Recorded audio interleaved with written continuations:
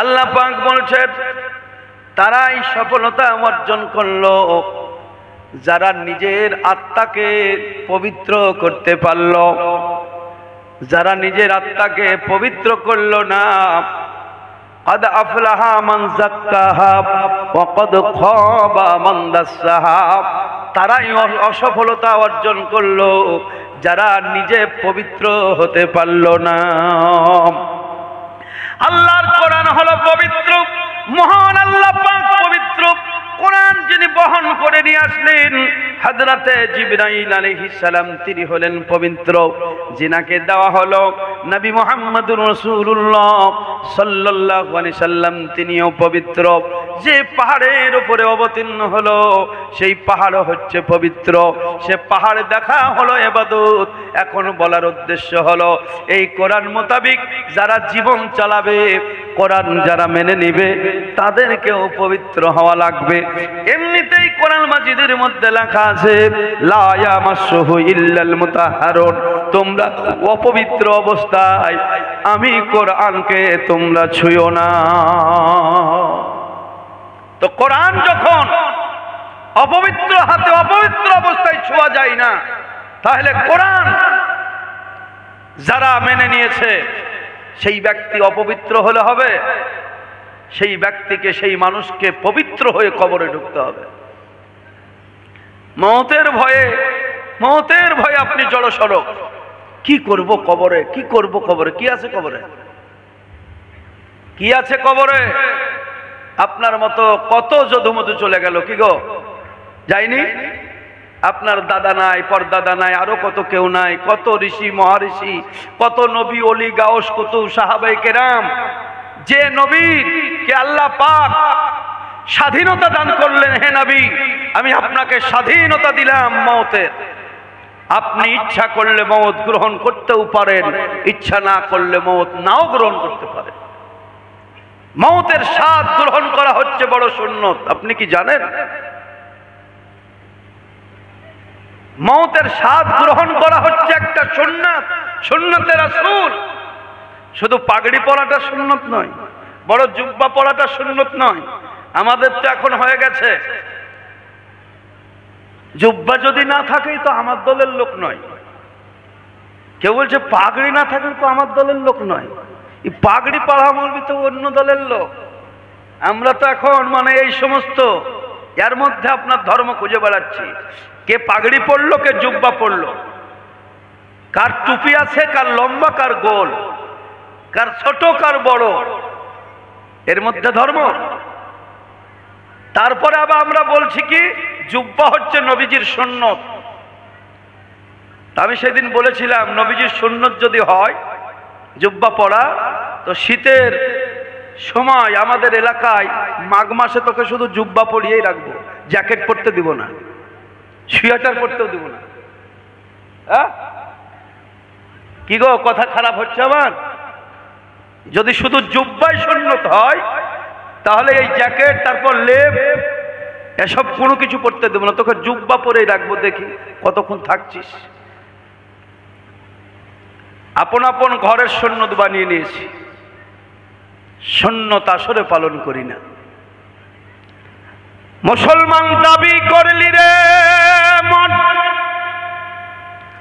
মুমিন হলি না। মুমিন আর ইমানদার আলাদা, আপনি জানেন? জানেন না? কোনো মৌলবি আপনাকে বলবেও না, নিজেও তো জানে না, তো বলবে কি? ইমানদার আর মুমিন এক করে দেয়, ইমানদার আলাদা, মুমিন আলাদা।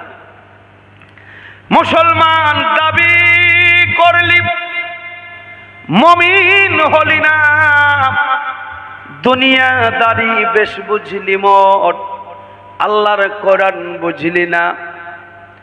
দুধ বেড়াই গলি গলি কেউ নাহি খায়, মদেরও দোকানে দেখো ভিড়ে ঠেলা নাহি যায়।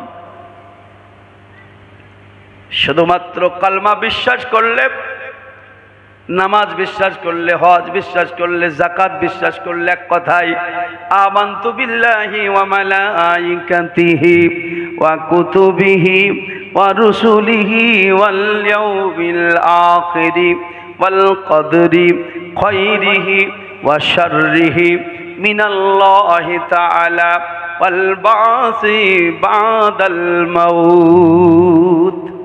এই কালেমাকে যারা বিশ্বাস করে তারা হলো ঈমানদার।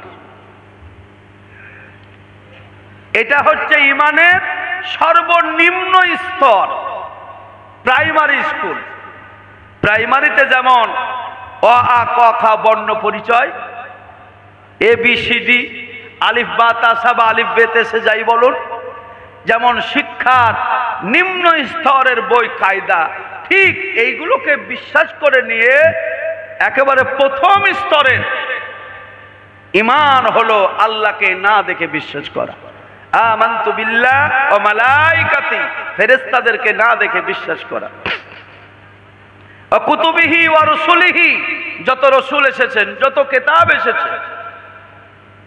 ওয়াল ইয়াউমিল আখিরি ওয়াল কদরি খায়রিহি, মানে আখিরাতের দিন, ভালো মন্দ যা কিছু সব আল্লাহর তরফ থেকে, এবং মরার পরে আপনাকে আবার জীবিত হতে হবে, এইগুলোকে বিশ্বাস করার নাম হচ্ছে প্রথম স্তরের ঈমানদার। আপনি ঈমানদার।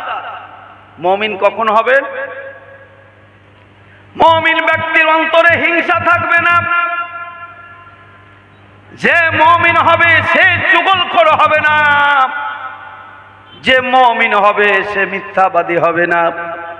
যে মুমিন হবে সে ধোঁকাবাজ হবে না। যে মুমিন হবে সে অন্যের হক নষ্টকারী হবে না। আপনি এবার দেখুন, নবীগণের ইতিহাস সারা জীবন পড়তেছেন, একটা নবী, একজন রসুল, একজন ওলির জীবনীর মধ্যে আমাকে দেখান ইনারা কারো হক নষ্ট করেছে। এনাদের মধ্যে সেই লোভ আপনি দেখান যে লোভে আপনি আমি ক্ষতিগ্রস্ত হই, সেই ক্ষতি নবী রসুলদের মধ্যে, ওলিয়া উলিয়ার মধ্যে আছে। আজ হাসান নাকি হাসান বাগদাদি রাহমাতুল্লাহ আলাইহির জন্য মানুষ কেন ব্যস্ত, কেন পাগল? তিনার বাড়ি তো এখানে নয়, ঘর তো এখানে নয়। বাগদাদি মানে সুদূর বাগদাদ। বাগদাদ থেকে এসে মানুষের হৃদয়ের মধ্যে ঘর বাড়ি বানিয়েছেন। তাই এতদিন অতিবাহিত হয়ে যাওয়ার পরেও এলাকাবাসী তাকে ভুলতে পারে না। পৃথিবীর জমিনে, এই বাস্তব জমিনে রাজত্ব তিনি কায়েম করেন নাই। আল্লাহর রাসূলের প্রেমের বাগানের প্রেম মানুষের হৃদয়ের মধ্যে ভরে দিয়েছেন। তাই ডক্টর ইকবাল কবি বলেছিলেন, কি তুনে मोहम्मद से वफा तो हम तेरे हैं, ये जहां चीज क्या है लहो कलम तेरे हैं। বাস্তবেই তুমি যদি আশিকে রাসূল হও, তোমাকে বলতে হবে না দুনিয়া তোমার আশিক হতে। তুমি যদি আশিকে রাসূল হয়ে যাও, সারা জগৎ তোমার পাগল দিওয়ানা হয়ে যাবে। তাই প্রেমের বাতি মানুষের অন্তরের মধ্যে জ্বালায়া পৃথিবীর জমিন থেকে বিদায় হয়েছেন। যে মানুষটার মধ্যে কোনো হিংসা ছিল না, বিদ্বেষ ছিল না, সেই মানুষটি হচ্ছেন হাসান বাগদাদি রাহমাতুল্লাহ আলাইহি। ইনার জন্য আমার আল্লাহ পাক কোরআন মাজিদের মধ্যে বলেছেন, ইহদিনাস সিরাতাল মুস্তাকিম সিরাতাল লাযীনা আন'আমতা আলাইহিম গায়রিল মাগদুবি আলাইহিম ওয়ালাদ-দাল্লিন। সারা জীবন সূরা ফাতিহা শুধু সওয়াবের জন্য পড়ে চলে যাচ্ছেন, কিন্তু সিরাতে মুস্তাকিমটা চিনেন না।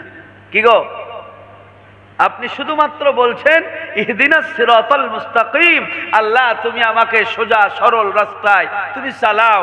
তা আল্লাহ বলছেন কোন রাস্তায় চলবি, তখন আপনি বলছেন সিরাতাল লাযিনা, যাহাদের প্রতি খুব গুরুত্বভাবে তর্জমাটা দেখবেন। যাহাদের প্রতি বা জিনাদের প্রতি তুমি অনুগ্রহ দান করেছো, তাহলে এখানে যে কোরআন শরীফ আছে এটা হচ্ছে লিখিত কোরআন শরীফ,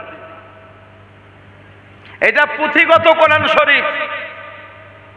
এই কোরআন যাদেরকে বলল তারা হচ্ছে বাস্তব কোরআন। কি গো, এটা হচ্ছে কাগজে লিখিত কোরআন, আর এই কোরআন যার জন্য বলছে সে হচ্ছে বাস্তবে কোরআন। তাজমহলের কথা মনে করুন, ইতিহাসের পাতায় লেখা আছে। মুর্শিদাবাদের নবাবের মনে করুন হাজারদুয়ারির কথা ইতিহাসের পাতায় লেখা আছে। সম্রাট শাহজাহানের কেল্লা লেখা আছে, লাল কেল্লা দিল্লির লেখা আছে, জামে মসজিদের কথা লেখা আছে। এখন কোন বেটা যদি বইটা খুঁজে খুঁজে পড়ে আর মনে করে আমি লাল কেল্লায় পৌঁছে গেছি, কখনো হবে না। যদি মনে করে আমি তাজমহলে পৌঁছে গেলাম, হবে না।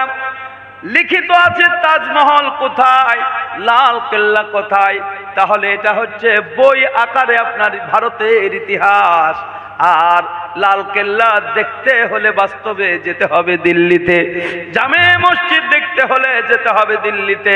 ঠিক অনুরূপ ভাবে আল্লাহ পাক কোরআন দিলেন। কোরআন যাদের জন্য বললেন তিনাদের মধ্যে একজন হলেন হাসান বাগদাদি রহমাতুল্লাহ আলাইহি। ইনি হচ্ছেন সেই কোরআন যার উপরে আল্লাহ পাক ইনাম দান করেছেন।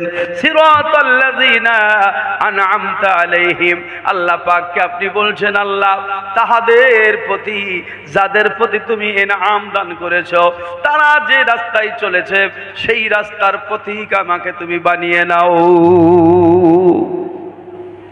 বুঝতে অসুবিধা হচ্ছে? এইভাবে কোরআন বুঝুন আর কোরআনের সম্মান দেন, কোরআনের ইজ্জত দেন।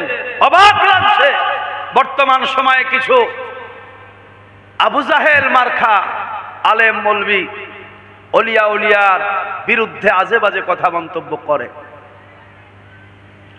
আমরা কাবা শরীফের দিকে মুখ করে নামাজ পড়ি, সেজদা করি আমরা আল্লাহকে না কাবাকে? সেজদা করি কাকে? আল্লাহকে।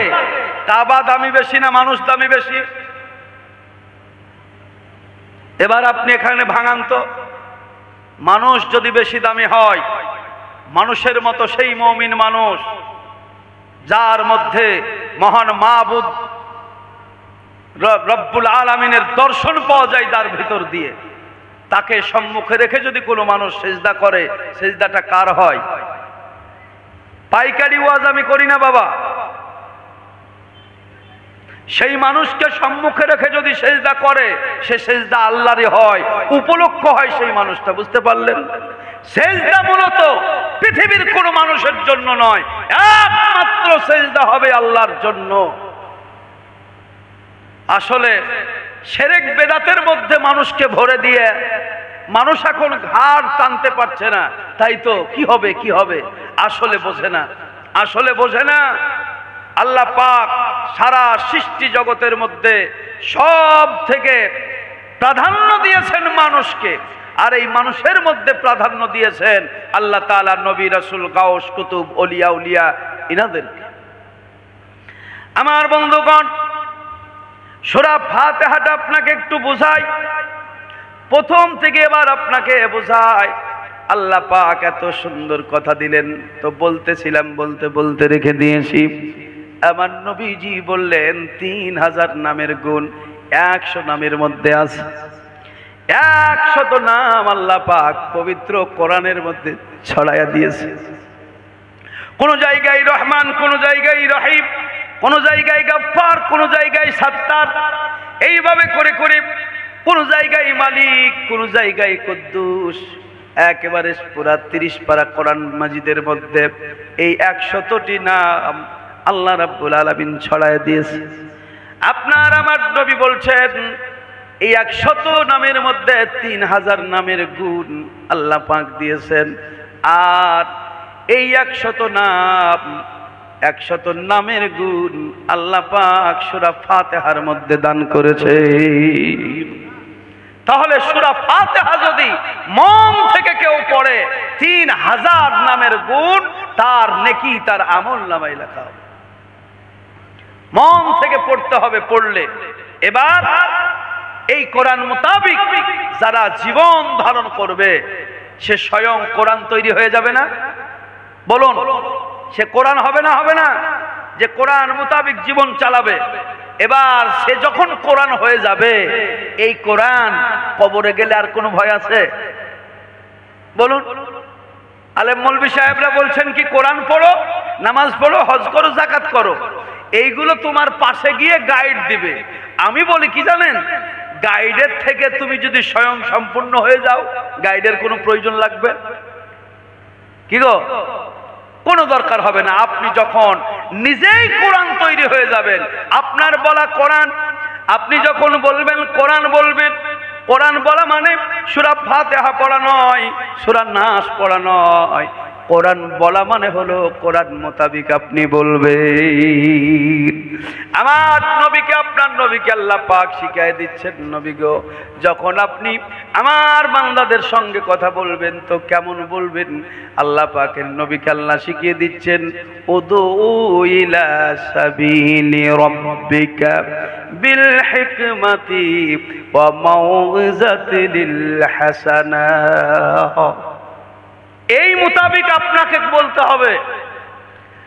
আল্লাহ পাক নবীকে শিখায় দিলেন, নবী গো উদু, আপনি যখন আমার বান্দাদেরকে ডাক দেবেন, আপনি যখন আমার বান্দাদের সঙ্গে কথা বলবেন, আপনি যখন ওয়াজ নসিহত করবেন, উদু ইলা সাবিলি রাব্বিকা, আপনার রবের দিকে যখন আপনি আমার বান্দাদেরকে ডাক দিবেন, ওগো আমার বন্ধু, আপনার জবানের ভাষা, আপনার ভাষা যেন কর্কশ না হয়, কর্কশ না হয়। আমি হিসাব করে দেখেছি 24 পরগনা এলাকার ভাষা খুব মজা লাগে, খুব সুন্দর মিষ্টি ভাষা। নামবো, আমরা বলি নামবো, তারপরে লাভবো।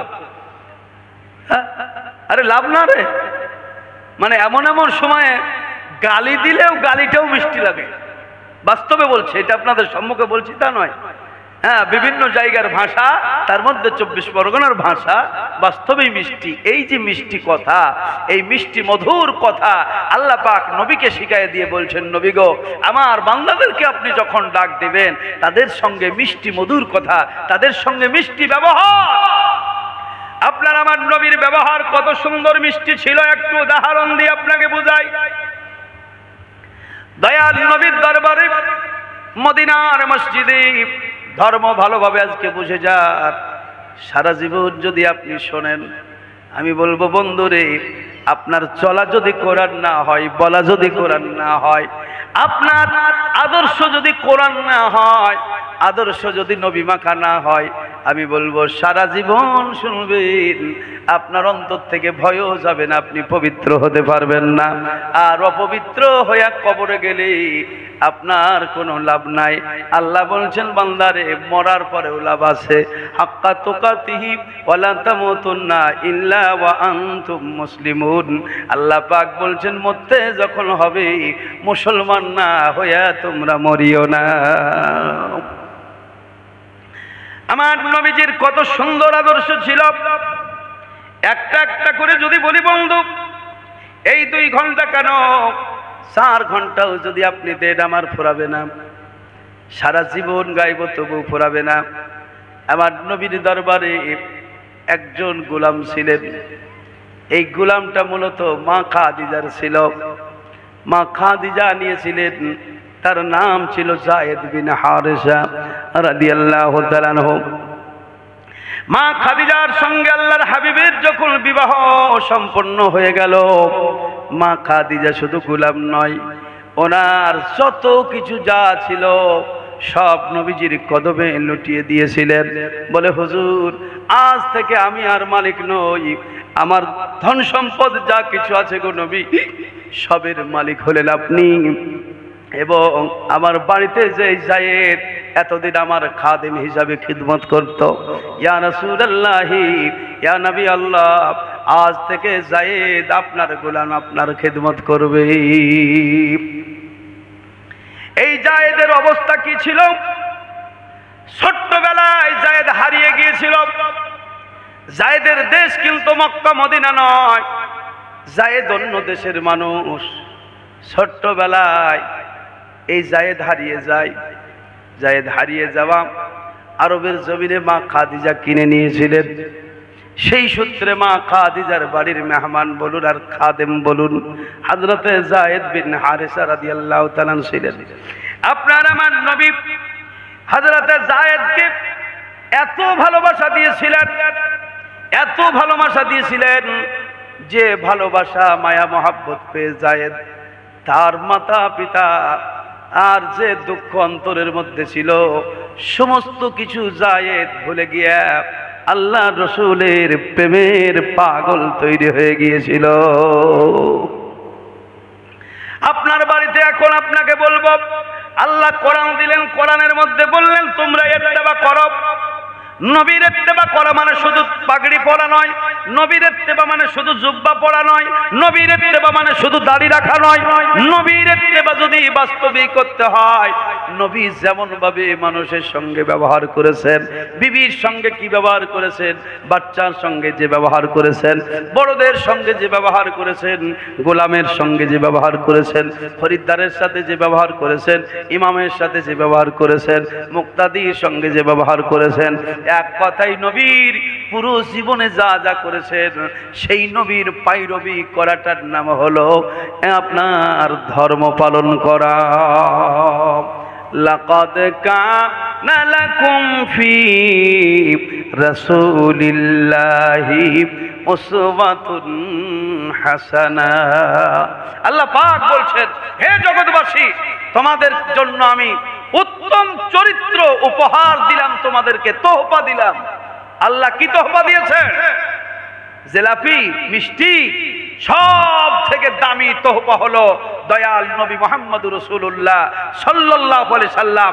আর তার চরিত্র হচ্ছে মহান আল্লাহর তরফ থেকে আমাদের কাছে সব থেকে বড় পাওনা, সব থেকে বড় তোহফা। আমরা শুধু শুধু এখন স্লোগানে রেখেছি ধর্ম, কাজের বেলায় ধর্ম কোন জায়গায় নাই। আমাদের রাস্তাঘাট পরিষ্কার পরিচ্ছন্ন হয়েছে, ঘর বাড়ি পরিষ্কার পরিচ্ছন্ন হয়েছে। মানুষ যদি বলে উন্নয়ন নাই, উন্নয়ন নাই, এটা ভুল কথা, এটা ভুল কথা। যে সরকার যখন আসবে সে সরকার চেষ্টা তখন করবে। আমি কোন সরকারের বিরুদ্ধে বা পক্ষে কথা বলছি না। আমি যা দেখছি তা উন্নয়নের অনেক উন্নয়ন। বর্তমানে রাস্তাঘাট পরিষ্কার পরিচ্ছন্ন বলুন, বাড়িঘর বলুন, এমনকি আমাদের এখন বাথরুম, পায়খানা, টয়লেট যাকে বলছি সেগুলোও ভালো না, ভালো নয়। যাদের ভালো নয় তারাও ভালো করতে চাইছে। এখনই আপনাদের মসজিদে, এই কিছুক্ষণ হলো মসজিদ আস্তে আস্তে, আমি বলছি মসজিদ এখন তো কেউ না, ওখানে গিয়ে হয়তো ঠিকঠাক আছে কিনা যখন পেলাম এখানে সব সেরে নেওয়াই ভালো আমার যে কাজ। তো সুবহানাল্লাহ, দেখলাম আলহামদুলিল্লাহ এত সুন্দর পরিবেশ,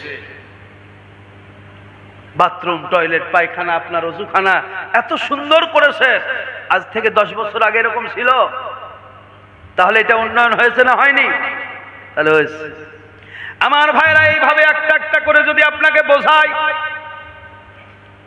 সারা রাত শেষ হয়ে যাবে, আমার ওয়াজ শেষ হবে না।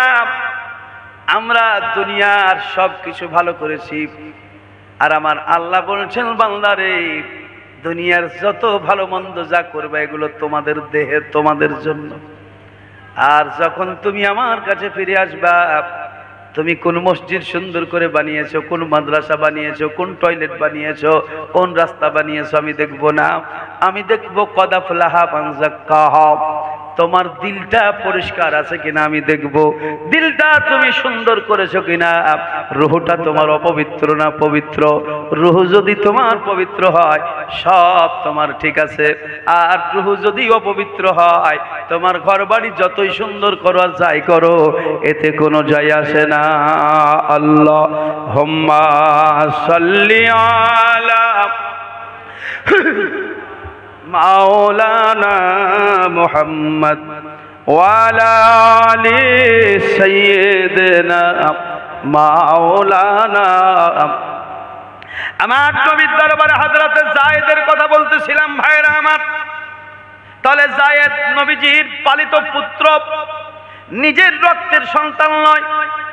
আমার নবী, আপনার নবী এই রাখালটাকে এত মনে করুন এই চাকরকে এত মহাব্বত দিলেন, এত মহাব্বত দিলেন যে মহাব্বতের কারণে মনের দুঃখ বেদনা যা ছিল সব দূর হয়ে গেল। আমার নবীকে এত যায়েদ ভালোবাসতেন, হুজুর যায়েদকে ভালোবাসতেন। এই ভালোবাসা দেখে মক্কার মানুষেরা বলতে লাগলো, যায়েদ বিন মুহাম্মদ, যায়েদ হচ্ছে মুহাম্মদের বেটা, মুহাম্মদের সন্তান। আমার আল্লাহ পাক তখন নবীজিকে কোরআন দান করলেন। কোরআন মাজিদের মধ্যে কোন সাহাবীর নাম আপনি সরাসরি পাবেন না, আবু বকরের নাম পাবেন না, ওসমানের নাম পাবেন না, আলীর নাম পাবেন না, কোন সাহাবীর নাম পাবেন না, একমাত্র যায়েদের নাম আল্লাহ পাক কোরআন মাজিদের মধ্যে দিয়ে দিয়েছে। আল্লাহ পাক নবীকে ডাক দিয়ে বললেন, ওগো আমার বন্ধু, তুমি শোনো, যায়েদ তোমার রক্তের সন্তান নয়, তুমি তাকে লালন পালন করো, তোমার বাড়িতে থাকে সব ঠিক আছে, মহব্বত দাও সব ঠিক আছে, কিন্তু যায়েদের পিতা হারিস, ওগো আমার নবী, আজ থেকে তুমি বলে দাও কেউ যেন যায়েদ বিন মুহাম্মদ বলে যায়েদকে সম্বোধন না করে। তুমি লালন পালন করো সেটা আলাদা, কিন্তু যায়েদের পিতার নাম হলো হারিস, হারিসের নামেই যেন যায়েদের পরিচিত হয়। ভাইরা আমার, বন্ধুরা আমার, তাহলে সুন্নত কোন জায়গায় আপনি এবার দেখুন। আপনার বাড়ির পরিবারের সঙ্গে আপনার ব্যবহার কেমন হতে হবে। আপনার পরিবারে যদি কোনো একজন বেগানা মানুষ আসে, যদি একজন বেগানা মানুষ থাকে, সে কাজকর্মের ক্ষেত্রে হোক আর যাই হোক, তার সঙ্গে আপনার ব্যবহার কেমন হবে, এই ঘটনা থেকে আপনাকে নসিহত উঠিয়ে নিতে হবে। সারা জীবন শুধু শুনলাম আর চোখের পানি ছেড়ে দিয়ে কানলাম, আর হুজুররা বলে গেল চোখের পানি জাহান্নামের আগুন হারাম করে ফেলবে। মানুষ যা কাঁদে কিছু কিছু ওয়াজে, কোনো সময় বলে হুজুর এমন ওয়াজ করেন যেন মানুষ কাঁদে।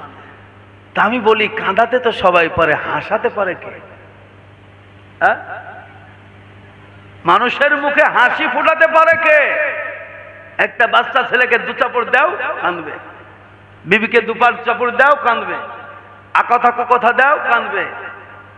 বিবির মনে 50টা টাকা হাতে ধরিয়ে কোনোদিন হাসি ফুটাইছেন? আচ্ছা, আজকে বিশেষ করে কেউ খুশি মনে 50টা টাকা বিবিকে দিয়ে এসেছেন, এরকম কোন লোক আছেন? হাত তোলেন তো। আলহামদুলিল্লাহ, যাক, বিবির মহব্বতের একটা মানুষ পেশ। ওটা খোঁজই তো নেই না আমরা কেউ, খুঁজলি সেই কারণেই তো পকেটের টাকা হারাই। কি গো? না, এমন নয়। আবার নবীজির কথা একটা একটা করে যদি বলি না সারা জীবন, আমার নবীজি মা আয়েশাকে আনন্দ দেওয়ার জন্য আয়েশা না বলে কি বলতেন? হুমায়রা।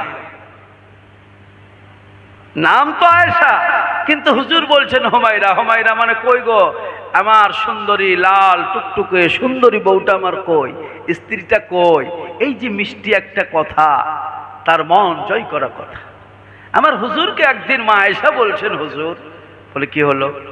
এই যে আজকে এত সুন্দর রাত, তো এই রাতে একটু চলুন তো আমরা দৌড়াদৌড়ি করি। এখন 50-55 বছর বয়সে যদি বিবির সাথে আপনি দৌড়াদৌড়ি করেন, আপনি আমি প্রেস্টিজে পড়ে যাব না? বিবির কাছে যদি পাল্লাতে হেরে যাই, আমরা কি করব? হ্যাঁ, আমরা যত পারি বাবার বেটা দেখানোর জন্য বিবির আগে দৌড়াবো। এখন 9 থেকে 10 বছরের স্ত্রী, তার সঙ্গে আপনি 50 বছরের বুড়া দৌড়াতে পারবেন? হ্যাঁ, পারবেন? পারবেন না। কিন্তু নবী আলাদা জিনিস। নবীকে মানুষের সঙ্গে মানুষ মিলাই দিয়ে ঘুলিয়ে টুলিয়ে একাকার করে ফেলছে। নবীজি কি জিনিস তুই চিনিস? নবীর নাম মোহাম্মদ, বাবার নাম আব্দুল্লাহ, মায়ের নাম আমিনা, দাদুর নাম আব্দুল মুতাল্লিব। এই নবী চিনা? রাসূল বলছেন, আমি কে আর আমি কি, আমার আল্লাহ ছাড়া আর দ্বিতীয় কেউ জানে না। সুবহানাল্লাহ বলুন। তুমি চিনো কাগজের পাতায়, এ চিনা আলাদা, এ বোঝা আলাদা। হযরত মা আয়েশা বললেন, ইয়া রাসূলুল্লাহ, ইয়া নবী আল্লাহ, জ্যোৎস্না রাত্রি, কত সুন্দর রাত গো নবী। চলুন তো দেখি ওই জায়গায় রেষারেষি দৌড়ে কে আগে যেতে পারে, আগে দেখি। আমার নবীজি মায়েশার মনে আনন্দ দেওয়ার জন্য, খুশি দেওয়ার জন্য রসুল বলছেন, আয়েশা ঠিক আছে চলো দেখি কে আগে দৌড়াতে ওই জায়গায় পারে। আমার রসুল যদি ইচ্ছা করতেন আয়েশাকে রেখে দিয়ে দয়াল নবী আগে পৌঁছে যেতেন, কিন্তু আপনার আমার নবী বিবিকে মহব্বত দেওয়া, বিবিকে ভালোবাসা, বিবির অন্তর জয় করা, বিবিকে কেমন ভাবে খুশি দিতে হয় সারা বিশ্বের সুন্দর স্বামী হইয়া আমার নবীজি আদর্শ দান করলেন।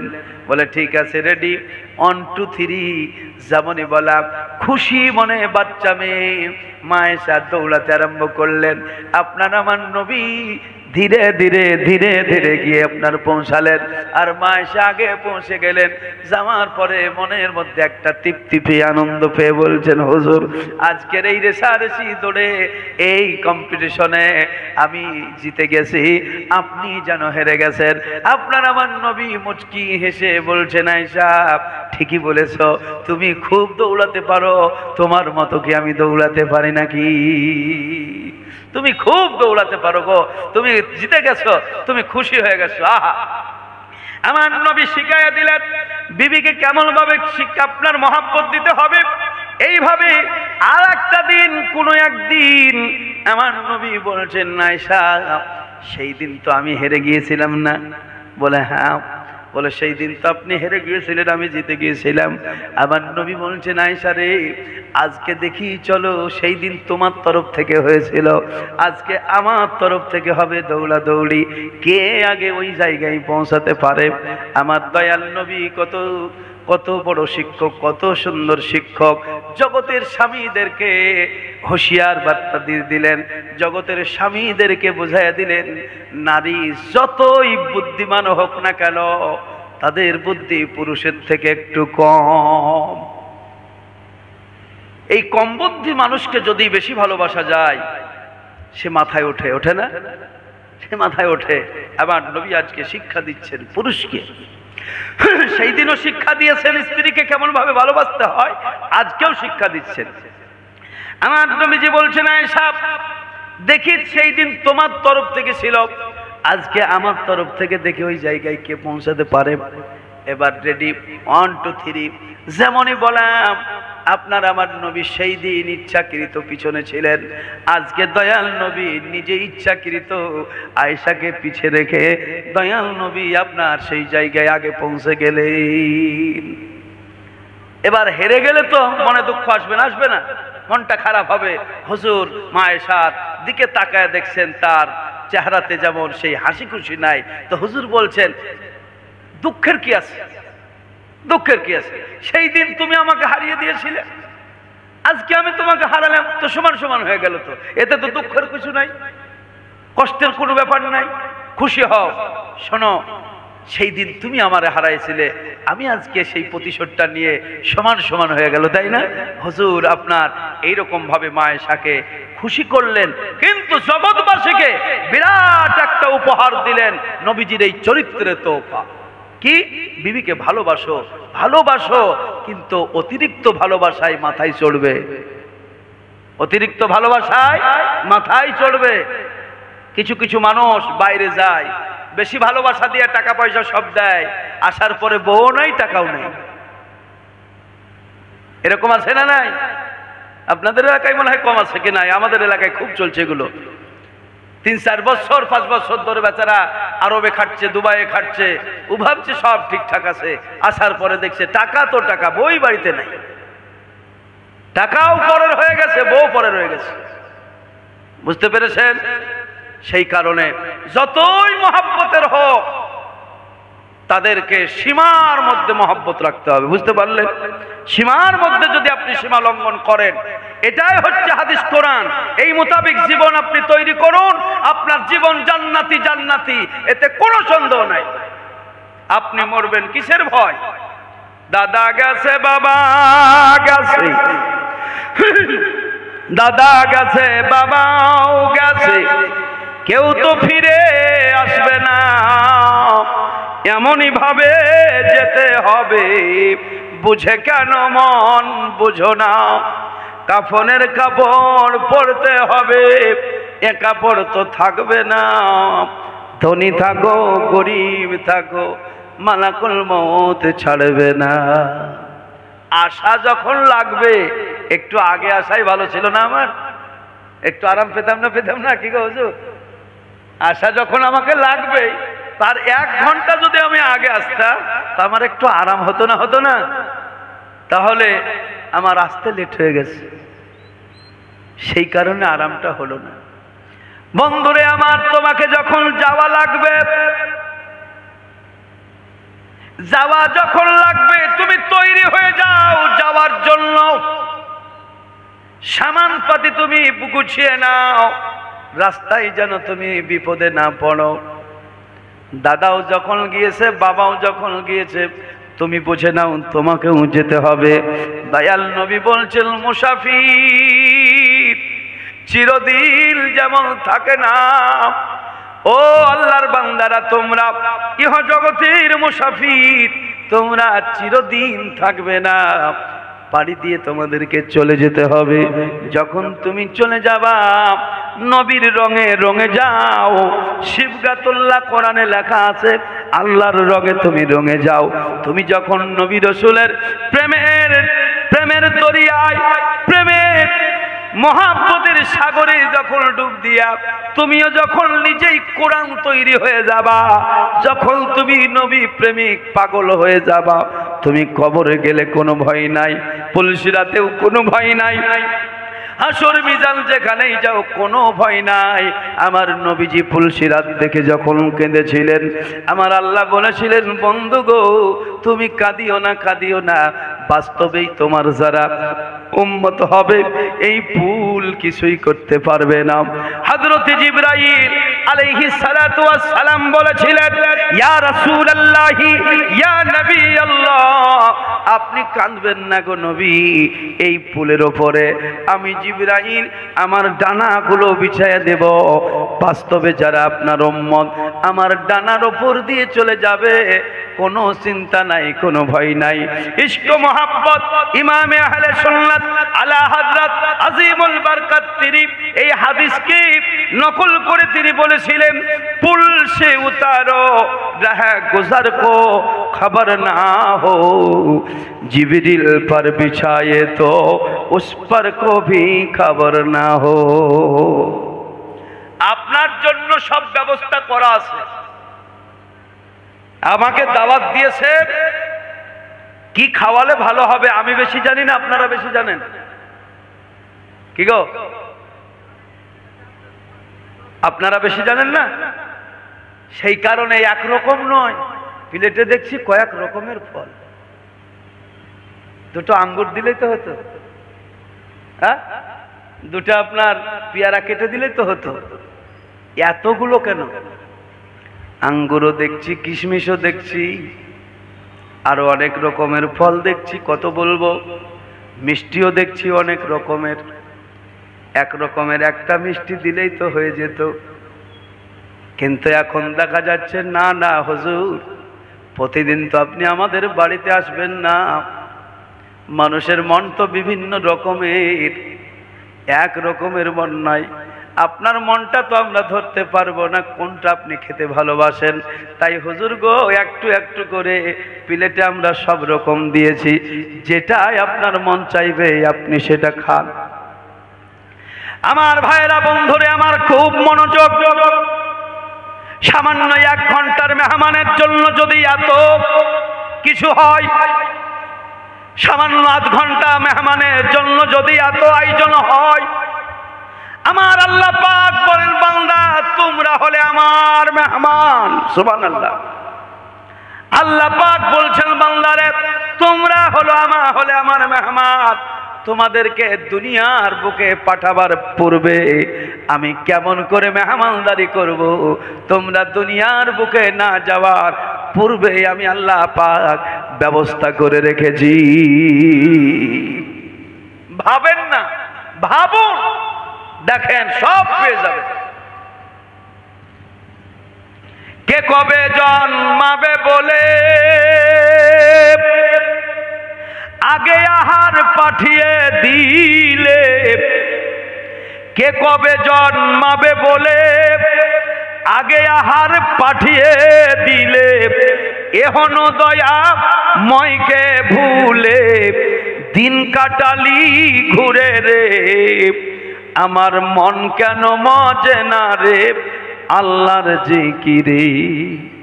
আদম তৈরি হয়নি, আদমের বাসস্থান তৈরি হয়ে গেছে। আদম তৈরি হয়নি, আদমের জন্য আল্লাহ জান্নাত তৈরি করে দিয়েছেন। আদম দুনিয়াতে আসেনি, আল্লাহ পাক দুনিয়াকে সুন্দর করে সাজিয়ে দিয়েছেন। এক রকমের ফল দেননি, হাজার রকমের ফলমূল আল্লাহ দিয়েছেন।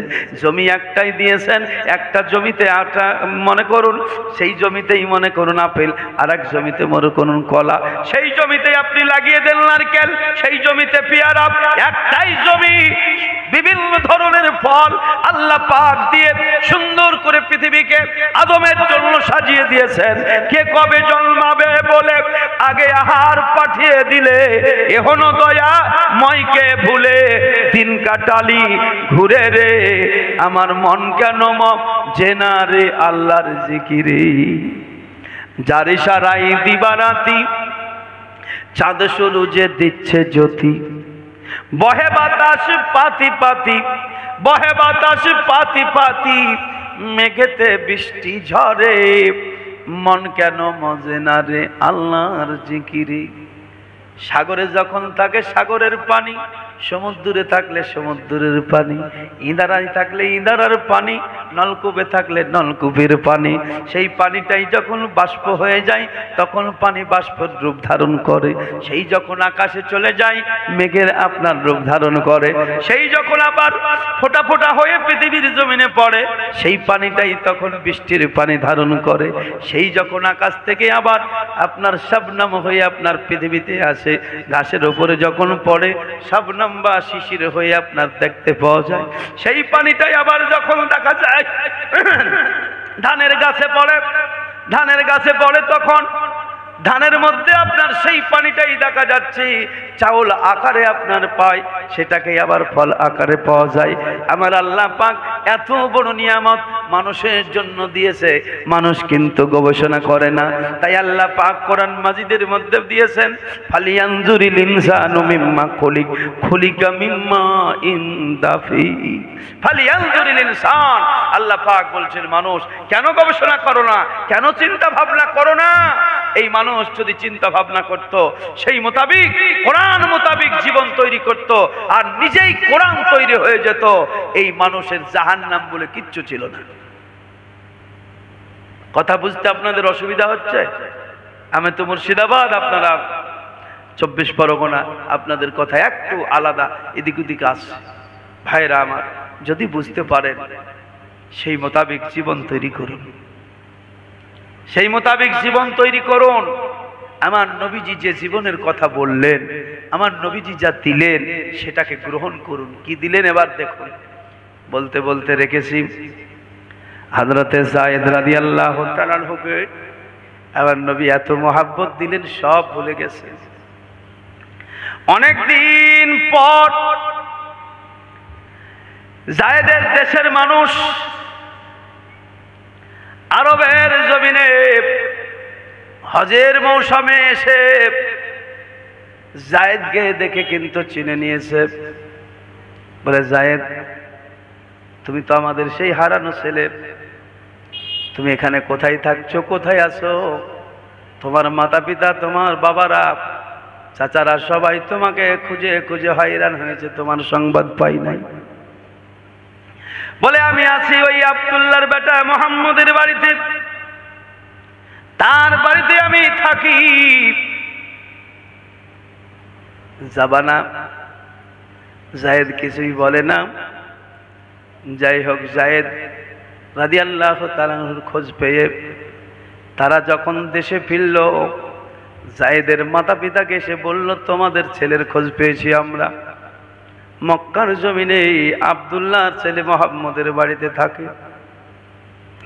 এই খোঁজ পেয়ে যায়েদের মাতা পিতা আপনার মনে করুন চলে আসলেন, খোঁজে খুঁজে আপনার আমার নবীর বাড়িতে গেলেন। বহুদিন পর আজকে জায়েদ বাপ পেয়েছে, বাপ আজকে ছেলে পেয়েছে। গলায় গলায় লাগিয়ে মনে করুন প্রেম বিনিময় করছে, মহাব্বতের সাগরে হাবুডুবু খেলছে। কিছুক্ষণ পরে আমার নবী আপনার নবীর দরবারে জায়েদের পিতা হাজির হলেন। হওয়ার পরে রসুলকে বলছেন, নবী গো, এটা আমার সন্তান, ছোট্টবেলায় ভাবে হারিয়ে যায়, খোঁজে খোঁজে আপনার বাড়িতে এসেছি গো রসুল, আমি আমার ছেলেকে নিয়ে যেতে চাই। ওগো নবী, আপনার বাড়িতে আমার জায়েদ অনেক দিন ধরে আছে, এর বিনিময়ে কিছু তোহফা হিসাবে আপনাকে টাকা পয়সা দিতে চাই, আপনি এগুলো গ্রহণ করুন আর আমার জায়েদকে আমার কোলে ফিরাইয়া দেন। রহমাতুল লিল আলামিন দয়াল নবী। ভাইরা আমার, বাবারা আমার, শিক্ষা গ্রহণ করতে হবে। রাস্তায় যদি কিছু পড়ে পায়, খোঁজ যদি পায়ও কেউ, অনেকে কিছুই দেয় না, নিয়ে যাওয়ার জন্য ব্যস্ত হয়ে যায়। আমার নবী বললেন, ও জায়েদের পিতা, জায়েদ আমার বাড়িতে যতদিনই থাকুক না কেন, তার বিনিময়ে আমি রসুলকে কিছু টাকা পয়সা লাগবে না। জায়েদ যদি তোমার সঙ্গে যেতে চায়, আমি রসুল অনুমতি দিলাম, জায়েদকে তুমি নিয়ে চলে যাও। এমন মোহাব্বত কোথায় পাবে জায়েদ? আমার আল্লাহ পাক আমার নবী তাই বলেছেন, মায়ের থেকে, ভাইয়ের থেকে, জানের থেকে, জীবনের থেকে তোমরা রসুলকে ভালোবাসো, কারণ আমার নবী জীবন দিয়া উম্মতকে ভালোবেসেছে। দয়ার নবী, মায়ার নবী, আর আসবেন না জগতে। উম্মতের মায়ায় কোনদিন আল্লাহকে বলেননি, আল্লাহ আমার উম্মত আমাকে মারে, আমার উম্মত আমারে গালি দেয়, আমার উম্মত আমার দ্বন্দ্ব শহীদ করে দেয়, আমার রক্তে শরীর রক্তাক্ত করে দেয়, ও আল্লাহ আমার উম্মতকে ধ্বংস করে দাও। এমন দোয়া নবীজি 63 বছরের জীবনে কোনোদিন করেন নাই। কত কথা বলবো বন্ধুরে আমার, বলতে বলতে আপনার কথা বেড়ে যায়। আমার নবীজির মাথার উপরে উটের পচা ভুড়ি লাড়ি চাপিয়ে দিয়েছে। খাতুনে জান্নাত ফাতেমাতুজ জাহরা রাদিয়াল্লাহু তাআলা শুনতে পাওয়া মাত্র ছুটে এসেছেন। আসার পরে দেখতেছেন এতিম বাবা সেজদায় পড়ে আছেন কাবা শরীফের সামনে, আর উটের পচা লাড়ি ভুড়ি সব নবীর মাথার উপরে চাপানো। খাতুনে জান্নাত ফাতেমা জাহরা রাদিয়াল্লাহু তাআলা অপবিত্র নারী ভুড়িকে সরাইয়া দিয়ে আল্লাহর নবীকে উঠালেন। উঠানোর পরে চোখের পানি ছেড়ে দিয়ে কান্দে, কাবার দিকে লক্ষ্য করে খাতুনে জান্নাত ফাতেমা ডাক দিয়ে বলে, বাবা গো,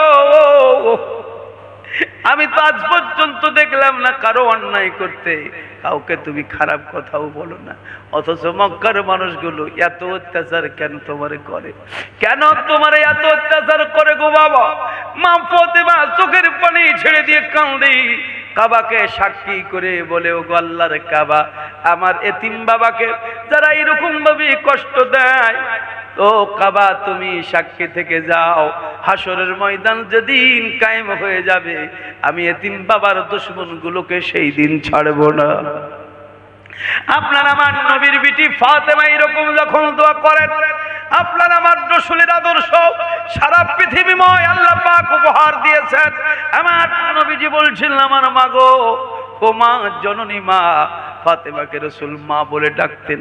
এই মা বলে ডাকারও একটা কারণ আছে। আমার নবীজি তায়েফের ময়দান থেকে যখন লৌহলাহান হয়ে বাড়ি যখন ফিরেছিলেন, সর্বপ্রথম খাতুনে জান্নাত ফাতেমাতু জাহরা নবীর সেবা করেছিলেন। আমার নবী চোখ দুটো বন্ধ করেছে, এমন সময় দেখতে পান মা আমেনা রাদিয়াল্লাহু তাআলা আনহা এসে আল্লাহর হাবিবের পাশে দাঁড়ায়া ছেলেকে আদর করতেছেন। এইভাবে অনেকদিন পর মায়ের সঙ্গে রসুলের সাক্ষাৎ, তাই মাগো বলে আপনার হাতটাকে চেপে ধরেছেন। চেপে ধরে আছেন তো আছেন, চোখ খোলার পরে দেখতেছেন আমার নবীজির হাতটা যেন ফাতেমাতু জাহরার হাতের মধ্যে রয়েছে। স্বপ্নের মাধ্যমে যে আমিনার হাত আপনার আমার নবী ধরেছেন, স্বপ্ন সে ভেঙে গেল, চোখ খুলে দেখছেন হাত তখনও ফাতেমার হাতে আছে। আমার নবী আপনার নবী ফাতেমার দিকে তাকায়া বলছেন, মারে বিটি ফাতেমা, এতদিন তুমি বিটি ছিলা, আজ থেকে শুধু বিটি নও, আজ থেকে তুমি মা। বলে বাবা গো, বিটি তো বিটি, আবার মা কেমনে হয়? আল্লাহ রসুল বলেছিলেন, মাগো আমি এক্ষুনি স্বপ্নে দেখলাম তোমার দাদি আমেনা এসে হাজির হয়েছে। আমার মাথায় হাত বোলাই, আমি মা বলে হাতটা চেপে ধরেছি, যার হাতটা চেপে ধরেছি চোখ খুলে দেখছি তো আমার মা ফাতেমা। আমি আজ থেকে বুঝতে পারলাম আমার বিটির রূপে আমার আমেনা আমার সম্মুখে বসে আছে। আমার মা, এই কারণে তুমি আমার আজ থেকে মা, তুমি শুধু বিটি নও, তুমি মা। আমার আব্বাজান বাপজি ভাইয়েরা আমার নবীজি কোনদিন উম্মতের জন্য বদদুয়া করেন নাই, বরং রসুল বলেছেন, যাহারা মেরেছে মরে অজানা হইয়া, অপরাধ করো ক্ষমা তাদের লাগিয়া। আমাকে মেরেছে আল্লাহ, বান্দা যে তোমার, ক্ষমা করে ভর্তি করো উম্মত মাজার। আইন হলো আলাদা আর রহম হলো আলাদা। মনে হয় 1 বছর হয়ে গেল, সারা বিশ্ববাসী দেখলো মক্কার জমিনে খুব সুন্দর একজন গায়ক, যুবক ছেলে, খুব জোর 18 থেকে 20 বছর বয়স। ফেসবুক ইউটিউবে এখন আপনারা দেখতে পাবেন, নাম হলো যত সম্ভব মোহাম্মদ বিন ফাইসাল। তার গলা কাটা হলো, গলা কাটা হলো। তো এই ছেলেটার সকল, অনেকে আপনারা দেখেছেন, জানেন বিষয়টা। এই ছেলেটার গর্দনটা বাঁচাবার জন্য হিসাব মতো তার গোটা পরিবার, দেশবাসী সবাই চেষ্টা করেছিল, কারণ ছেলেটা বাস্তবেই দোষী ছিল না, বাস্তবেই দোষী ছিল না। এখন এই আমি ওয়াজ করছি, এদিকে কথা বলতে গিয়ে এইভাবে মনে করুন মাইকটা পড়ে গেছে হুজুরের ওপরে, এভাবে হুজুরের ওপরে মনে করুন পড়ে গেছে। তো এটা কি আমি ইচ্ছাকৃত ফেললাম না অনিচ্ছাকৃত ভাবে? এখন পড়ে গিয়ে মনে করুন চশমাটাও ভাঙলো, মাথাও ফাটলো। অবুঝ পূর্বক তারা বলবে হুজুর মাইক দিয়ে মেরেছে, তাই না? অবুঝ পূর্বক বলবে মাইক দিয়ে মেরেছে, কিন্তু আদৌ আমি মারার উদ্দেশ্যে নয়, আমার হাত হয়তো মাইকে পড়েছে, তাই হুজুরের গায়ে পড়ে মাথা ফেটেছে। ঠিক এইরকমই একটা কাণ্ড ঘটেছিল এই ফাইসালের হাতে। একজন ব্যক্তি ব্যতিক্রম আঘাত লেগে কতল হয়ে গেছে। এখন কোরআনের ফায়সালা হলো কতলের বিনিময়ে কতল হতে হবে, এই রায় ঘোষণা হয়ে গেল। এই রায় ঘোষণা হয়ে যাওয়া পুরো আরব হিসাব মতো আপনারা দেখেছেন, তাদের নিজের জাতীয় পোশাক মনে করুন জুব্বা পাগড়ি সমস্ত কিছু খুলে সোনা কত নিবে, টাকা কত নিবে, ছেলেটাকে মাফ করে দাও। মানে নিয়ম হচ্ছে ফায়সালা হওয়ার পরে প্রতিপক্ষ যদি মাফ করে দেয়, তাহলে আর কতল হবে না, তাছাড়া কেউ বাঁচাতে পারবে না। তো সেই প্রতিপক্ষ যারা ছিলেন তারা কিন্তু মাফ করতে পারলেন না বা মাফ করলেন না। শেষ পর্যন্ত তার গলা কাটা হলো, কবর হয়ে গেল। বলুন, আমি আপনাদের কাছে রায়, এটা ঠিক হলো না ভুল হলো? ভুল হলো না? ভুল। আসলে কোরআন পড়ে না, শুধু কোরআনের আইন পড়ে। হযরত ওমর রাদিয়াল্লাহু তাআলা আনহুর জামানায় বাস্তব আপনাকে ঘটনা দিয়ে বোঝায়। ওমর রাদিয়াল্লাহু তাআলা আনহুর জামানায় একজন লোকের হাতে, লোকটি ছিল দিহাতি বা গ্রাম্য লোক, সেই ব্যক্তির হাতে মদিনার কোন একজন মানুষ অনিচ্ছাকৃত ভাবে আপনার কতল হয়ে যায়। লোকটি আসলে শিকার করতে এসেছিল, শিকার করতে গিয়ে শিকারকে লক্ষ্য করে তীর মারতে গিয়া সেই কাঠুরিয়াকে মনে করুন লেগে যায়। জঙ্গলে সে কাঠ কাটতেছিল, ঘটনাস্থলে সে মারা যায়। আমার ভাইরা বাবারা, আমার আইন কাকে বলে আর রহম কাকে বলে, নবীর আদর্শ কাকে বলে, সাহাবায়ে কেরাম পালন করেছেন। এই আদর্শ যতক্ষণ না আমরা নিজেদের মধ্যে প্রয়োগ করতে পারবো, ততক্ষণ আমরা কামেল মুমিন মুসলমান হতে পারবো না। আইন আইনের জায়গায় থাকবে। আল্লাহ বহু আইন তৈরি করেছেন, তার উপরে আল্লাহ পাক বলছেন আমি হলাম রহমান, আমি হলাম রহিম। মাইয়ামাল সুআন আও ইয়াজলিম নাফসাহু সুম্মা আস্তাগফিরিল্লাহ ইয়াজিদিল্লাহ গফুরুর রহিমা। আল্লাহর কোরআন মোতাবেক জীবন তৈরি করুন। এই জীবন জাহান্নামে দেওয়ার জন্য আল্লাহ তৈরি করেন নাই। আল্লাহ পাক বলছেন, বান্দারে নিজের নফসের উপর জুলুম করেছো, কর্মের মধ্যে ভুল করেছো, যত বড়ই অন্যায় করেছো, নিরাশ হও না, আমার কাছে ফিরে এসো, এসো আমার কাছে এসো। আমি তোমার গুনাহ মাফ করার জন্য আছি। আমি তোমার আমলের গুনাহ মাফ করব, নফসের গুনাহ মাফ করব, সমস্ত গুনাহ মাফ করার জন্য আমি আল্লাহ আছি। গফুরুর রহিমা, আমি হলাম গফফার, আমি ক্ষমাকারী, আমি তোমার তওবা কবুল করব। আমার ভাইরা, আমার বাবা জীবন, মা বোনেরা, যে যেখান থেকে ওয়াজ নসিহত শুনছেন, সকলের কাছে আমি অনুরোধ রাখবো, আজকে জীবনের মতো তওবা করে এখানে বাড়ি যাবেন। শুধু বারবার তওবা নয়, ওই তওবা আমি শিক্ষা দিই না। যত পারবেন তওবা করেন। এখন তওবা ওই যে একজন প্রথমে বলেছিলাম না, আস্তাগফিরুল্লাহ তওবা পড়ে মানে এমন শুনেছে যে ছেলের নামই আস্তাগফিরুল্লাহ রেখে দিয়েছে, ওই রকম নয়। জীবনের মতো তওবা করতে হবে। আল্লাহ, যে পাপ করেছি এই পাপ জীবনে আর কোনোদিন করব না।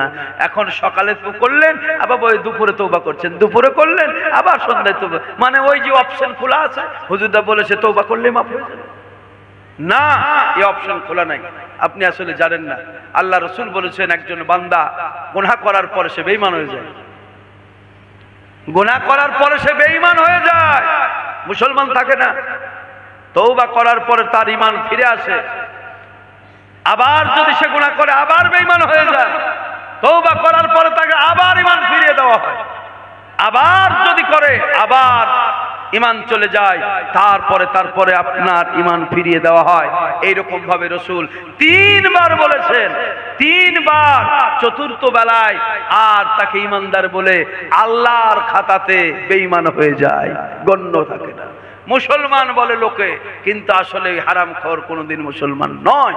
আল্লাহর দরবার থেকে সে যদি তওবা না করতে পারে, জীবনের মতো তওবা না করতে পারে, সে যতই যাই বলুক, সে পবিত্র হতে পারে না। তাই তওবা দিয়ে নিজেকে পবিত্র করতে হয়। আল্লাহ পাক বলছেন, বান্দারে তওবা করে জীবনের আমল পবিত্র করো, তুমি পবিত্র হও, পবিত্র হয়ে আমার কাছে ফিরে এসো, কোনো ভয় নাই, কোনো চিন্তা নাই। একটু মহব্বতে দরুদ শরীফ পড়ুন। আল্লাহ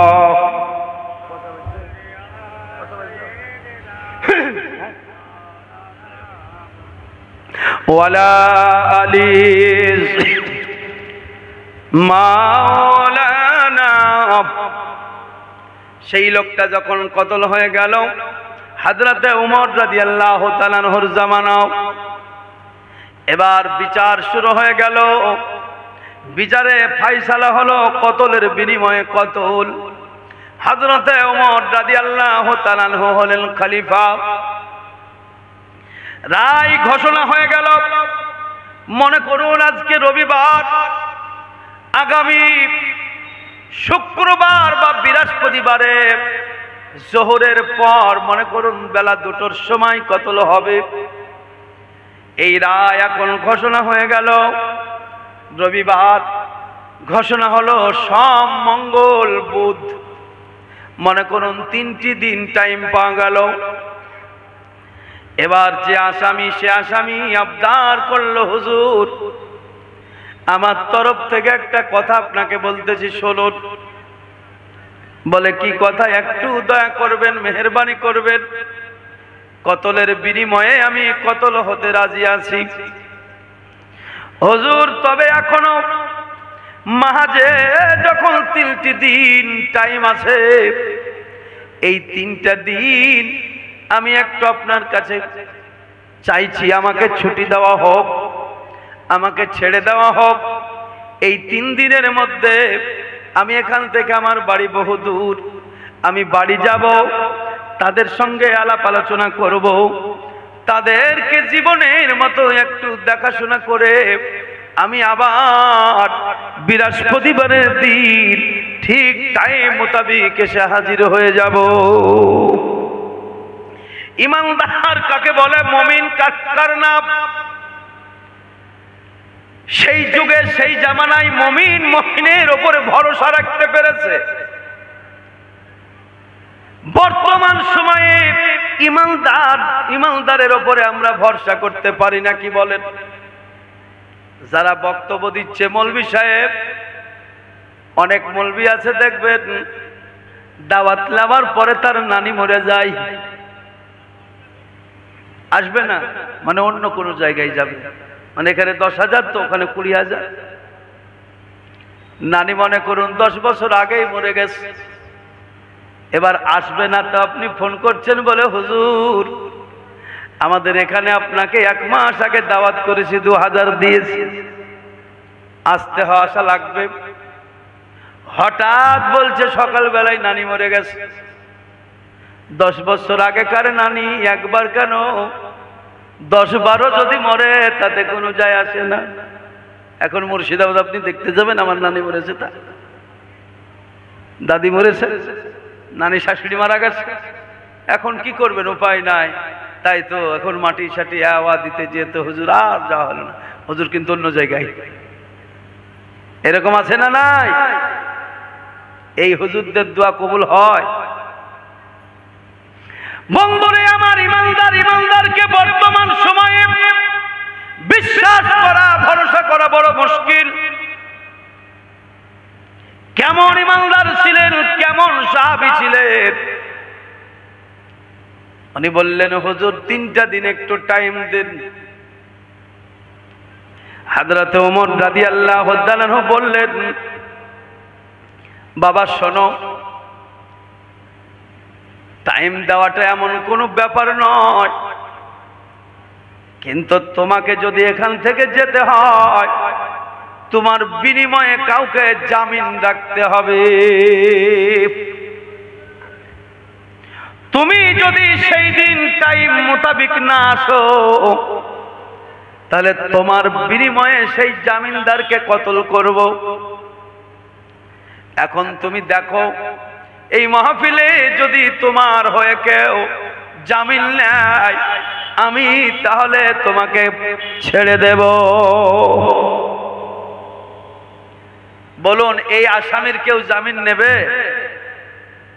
রায় ঘোষণা হয়ে গেছে, তার জামিন কি হবে বাবা?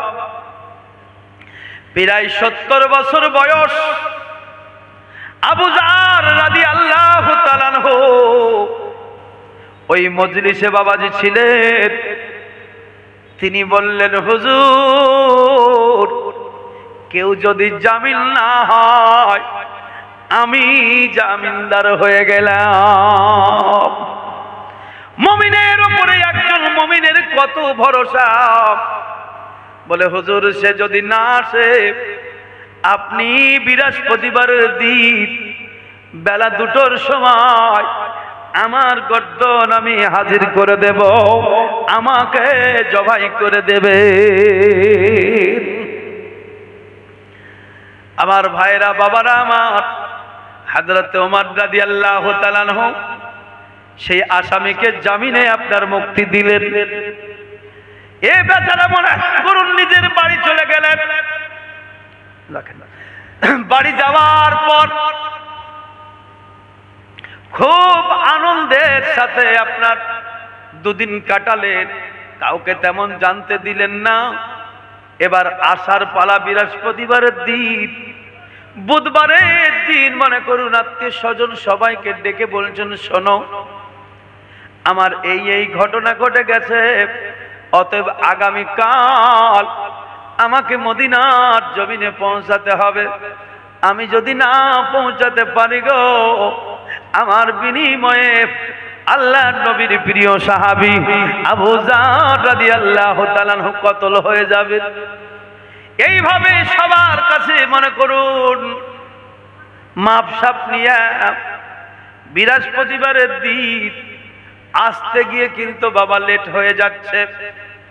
মানুষ সবাই তাকিয়ে আছে, এই আসবে এই আসবে ওই আসবে, কিন্তু আসামির কোনো পাত্তা নাই। এদিকে এক দুই করতে করতে বেলা মনে করুন হয়ে আসছে। মদিনার ছেলেরা কান্দে, মদিনার মেয়েরা কান্দে, মদিনাবাসীরা সবাই আবু যার রাদিয়াল্লাহু তাআলার জন্য কাঁদছে। আবু যার কোনো অপরাধ না করে আজকে কতল হয়ে যাবা, এইরকম ভাবে আবু যার রাদিয়াল্লাহু তাআলার জন্য চোখের পানি ছেড়ে দিয়ে মদিনাবাসীরা কান্দে। বাবা জীবন ভাইরা আমার, এমন সময় দেখা যায় টাইম প্রায় হয়ে আসতেছে, আর হযরত ওমর যেন বলে দিলেন ওই আসামি এখন আর আসবে না, তার বিনিময়ে আবু যারকে কতল করা হোক।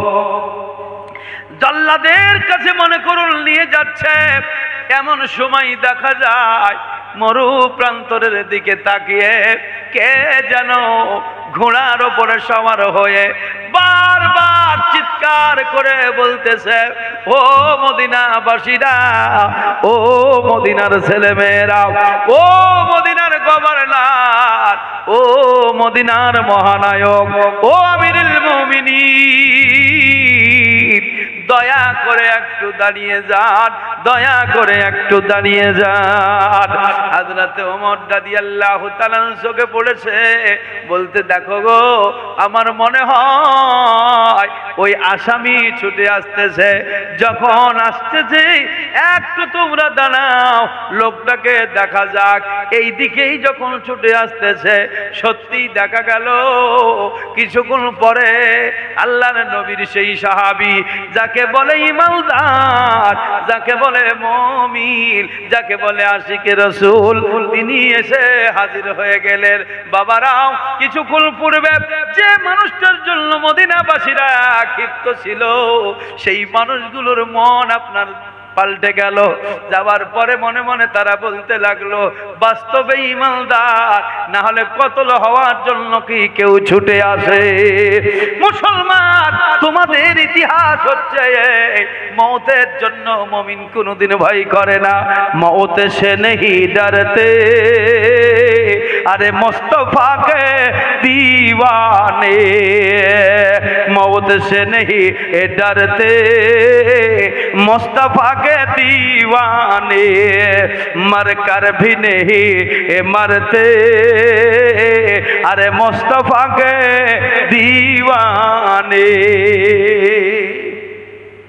मुमिन हजरत उमर রাদিয়াল্লাহু তাআলা বলছেন, তুমি যখন চলে এসেছো তো ঠিক আছে, আবু যারকে ছেড়ে দেওয়া হোক। আমিরুল মুমিনিন খিলাফাতুল মুসলিমিন ডাক দিয়ে বললেন, বাবা এসেছো তো বটেই, তবে একটু জানতে চাই লেট কেমন করে হলো? এটা তো হওয়া উচিত ছিল না। সে তখন বলতে লাগলো, হুজুর বাড়িতে দুটো কচি কচি বাচ্চা আছে, জীবনের মতো তারা আজকে এতিম হয়ে যাবে, তাদের মায়া মহব্বত আমার আসতে লেট করে দিয়েছে। বাড়ির পরিবারের মহব্বত আমাকে বাধা দিয়েছে, সেই বাধায় আমার আসতে একটু লেট হয়ে গেছে, হুজুর ক্ষমা করে দেন। আমি যখন হাজির হয়েছি গর্দন হাজির, কতল করে দিন। এবার জাল্লাদ নিয়ে যাচ্ছে, কতল হবে। এমন সময় মাহফিলের মধ্যে আওয়াজ উঠল, রহম রহম। অবাক হয়ে গেল মানুষ, রহম রহমকে করে। দেখা যায় যে ব্যক্তি কতল হয়েছিল তার দুটো ছেলে, তারা বলছে খালাস, মাফ মাফ মাফ।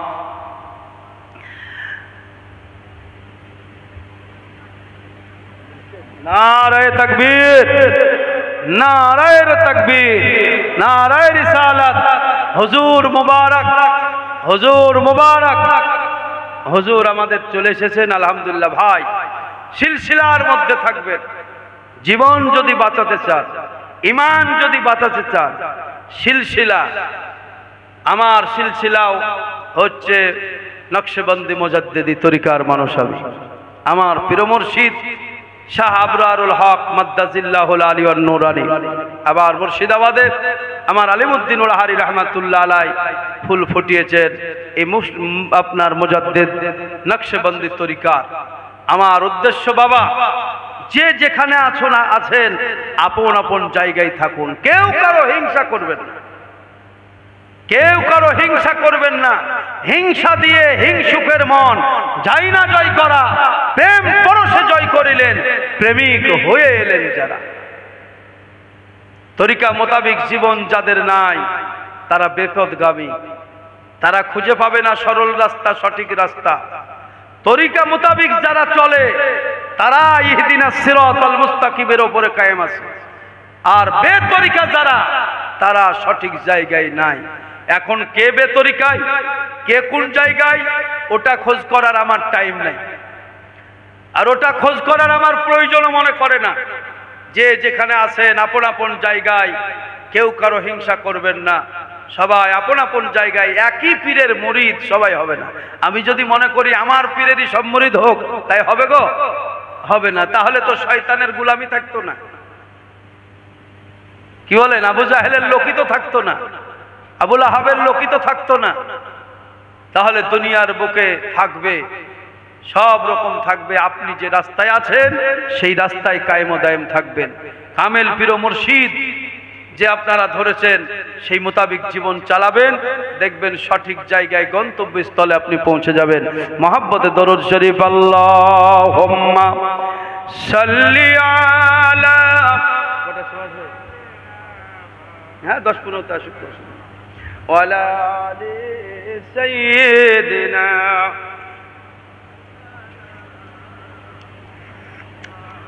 সাল্লাল্লাহু তাআলা আলাইহি সাল্লাম।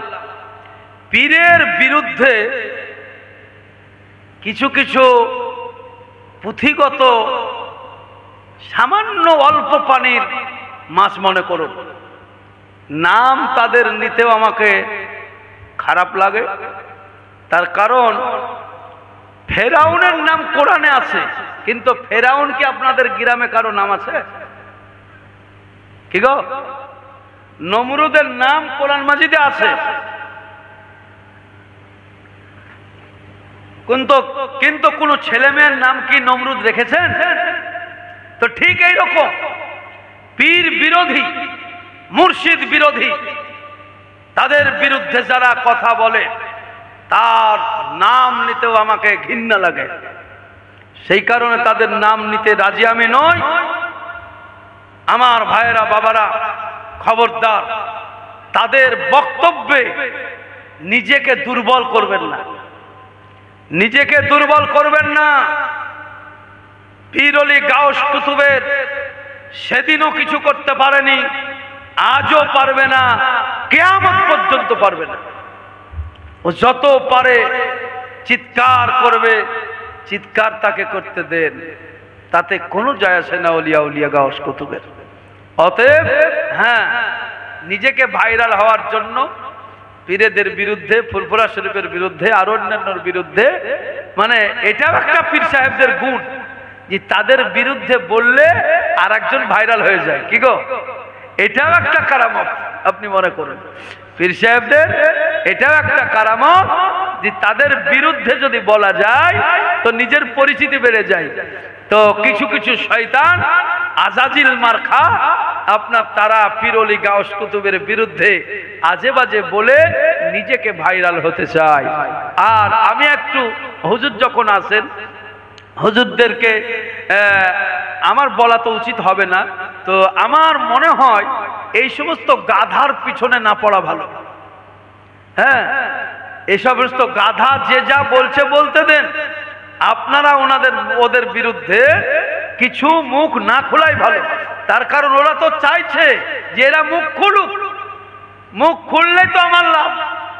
মানে ও দেখাচ্ছে যে দেখো আমি কত বড় পাওয়ারফুল, জামায় আমি একটা কথা বললাম আর ফুরফুরা হুজুরের সবাই আমার বিরুদ্ধে এই করছে। খবরদার, ওকে পচাতে হলে ওর বিরুদ্ধে হোক আর পক্ষে হোক কোনো কথা বলারই প্রয়োজন নাই। ও যত পারছে বকতে বকতে ঠিক একটা জায়গায় এলে যাবে, তখন ঠিক খেপা কুত্তার মতন পড়ে থাকবে। কতক্ষণ চিৎকার করবে একটা কুকুর বলুন? কুকুর চিৎকার করতে করতে এক সময় তো আপনার ক্লান্ত হবে না? তো ক্লান্ত হয়ে পড়ে থাকবে নিজের জায়গায়। সেই কারণে বলবো এদের পিছনে লাগার প্রয়োজন নাই। অলিয়া গাউস কুতুব যদি তাদের কারো পিছনে লাগে, তার কি বলবো আপনার ভুট্টে বুনে দেয়। তার কারণ জয়পাল যোগী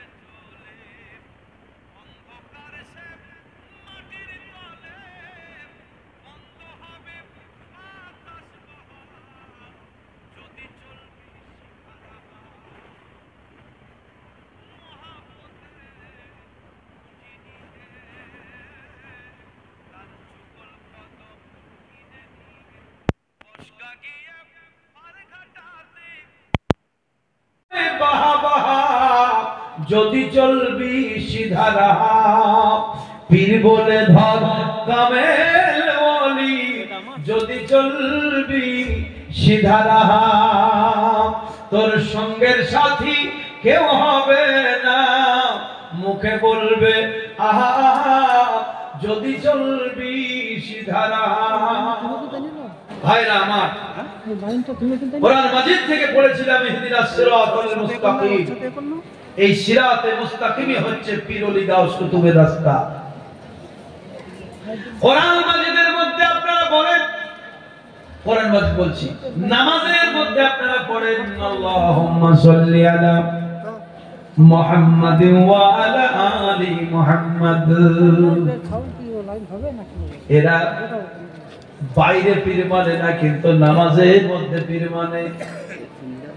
এরা বাইরে নবীকে সালাম দেয় না, কিন্তু নামাজের মধ্যে সালাম দেয়। আর একটা হাদিস নকল করেছে, আসসালামু ক্বাবলাল কালাম। এটা হচ্ছে দলিল যে সালামের আগে কথা বলা যায় না, আগে সালাম দিতে হয়, তারপরে কথা বলতে হয়। আজ পর্যন্ত এই হাদিসটাকে সঠিকভাবে কেউ চুল চেরে বিশ্লেষণ করে দেখেন, শুধু মুখে আসে বলে দেয়। শুনুন, আগে কথা বলায় আল্লাহর সুন্নত, নবীর সুন্নত। এটা আপনাকে নতুন কথা বললাম। সালামের আগে বন্ধু বন্ধুর সাথে মুলাকাত হলে আগে কথা বলাই হচ্ছে সুন্নাত। আল্লাহরও সুন্নাত, নবীরও সুন্নাত। ইউটিউবে চ্যানেলে যাচ্ছে কথাটা, যাক ভাইরাল হোক। এতদিন জানতো না, আমি জানিয়ে দিচ্ছি। দেখেন, আপনার আমার নবী যখন গেলেন, আল্লাহ তো আগে বলেননি আসসালামু আলাইকা আইয়ুহান নাবিয়্যু, বলেছেন? কি বলেছেন? আল্লাহ বলেন, বন্ধু গো তুমি কি নিয়ে এসেছো, ঠিক কি না? এটা কি সালাম হলো? আগে বন্ধুর সঙ্গে বন্ধুর কথা হচ্ছে, বন্ধু তখন বলছে আত্তাহিয়াতু, বলুন এটা কি সালাম? লিল্লাহি ওয়াস সালাওয়াতু, এটা কি সালাম? ওয়াত তাইয়্যিবাতু, এটা কি সালাম? তাহলে বন্ধুর সাথে বন্ধুর যখন মিলন হয়, বন্ধুর সাথে বন্ধুর যখন সাক্ষাৎ হয়, বন্ধুকে সালাম দেওয়া আগে জরুরি নয়। আসলে তো বোঝে না। আসসালামু কাবলাল কালাম, এটা কখন? কারো বাড়িতে যদি আপনি যান, বাড়িতে গিয়ে মানুষকে নাই ডেকে আগে আপনাকে সালাম দিতে হবে। এই হাদিসটা হচ্ছে এই জায়গা। হাদিস তো বোঝে না যে সালাম কখন আগে দিতে হয় আর কালাম কখন আগে করতে হয়, এটা বোঝে না। এরা পাইকারি কথা বলে যে সালাম আগে কালাম পরে। এই সালাম দিবেন কখন? কোন বাড়িতে আপনি গেলেন, আব্দুল জাব্বার বলে আপনি ডাকতে পাবেন না। আগে বলেন আসসালামু আলাইকুম ইয়া আহলাল বাইত। কি বুঝতে পারলেন? এ বাড়ির লোকজন, তোমাদেরকে সালাম।